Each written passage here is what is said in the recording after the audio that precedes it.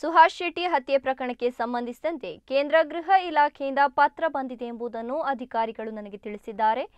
ಈ ಬಗ್ಗೆ ಅಧಿಕಾರಿಗಳೊಂದಿಗೆ ಚರ್ಚಿಸಿ ತೀರ್ಮಾನ ತೆಗೆದುಕೊಳ್ಳುತ್ತೇನೆ ಎಂದು ರಾಜ್ಯ ಗೃಹ ಸಚಿವ ಜಿ ಪರಮೇಶ್ವರ್ ಹೇಳಿದ್ದಾರೆ. ಬೆಂಗಳೂರಿನ ಸದಾಶಿವನಗರದ ಗೃಹ ಕಚೇರಿಯಲ್ಲಿ ಸುದ್ದಿಗಾರರೊಂದಿಗೆ ಮಾತನಾಡಿದ ಅವರು, ಆ ಭಾಗದ ಜನರು ಸುಹಾಸ್ ಶೆಟ್ಟಿ ಹತ್ಯೆ ಪ್ರಕರಣವನ್ನು ಎನ್ಐಎ ತನಿಖೆಗೆ ವಹಿಸುವಂತೆ ಮಾತನಾಡ್ತಾ ಇದ್ರು. ಯಾರಾದರೂ ಮನವಿ ಮಾಡಿರಬಹುದು, ಸಂಸದರು ಶಾಸಕರು ಹೇಳಿಕೊಂಡಿರಬಹುದು. ಕೇಂದ್ರ ಗೃಹ ಇಲಾಖೆಯಿಂದ ನಮಗೆ ಪತ್ರ ಬಂದಿದೆ ಎಂದು ಅವರು ಹೇಳಿದರು.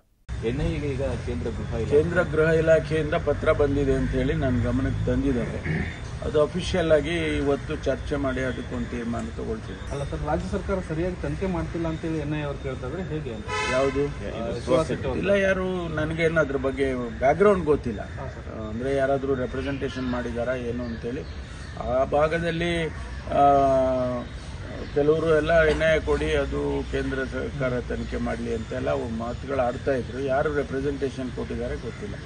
ಅವರ ಸಂಸದರು ಅಥವಾ ಶಾಸಕರುಗಳು ಏನಾದರೂ ಹೇಳ್ಕೊಂಡಿದ್ರೆ ಗೊತ್ತಿಲ್ಲ. ಸರಿ, ಅನೇಕರೆಲ್ಲ ಇರ್ಬೋದು, ಗೊತ್ತಿಲ್ಲ ನನಗೆ. ಆದರೆ ಪತ್ರ ಅಂತೂ ಬಂದಿದೆ ಗೃಹ ಸಚಿವಾಲಯದಿಂದ, ಕೇಂದ್ರದ ಗೃಹ ಸಚಿವಾಲಯದಿಂದ ಬಂದಿದೆ ಅಂತೇಳಿ ನನಗೆ ಡಿ ಜಿ ಅವರು ಹೇಳಿದ್ದಾರೆ.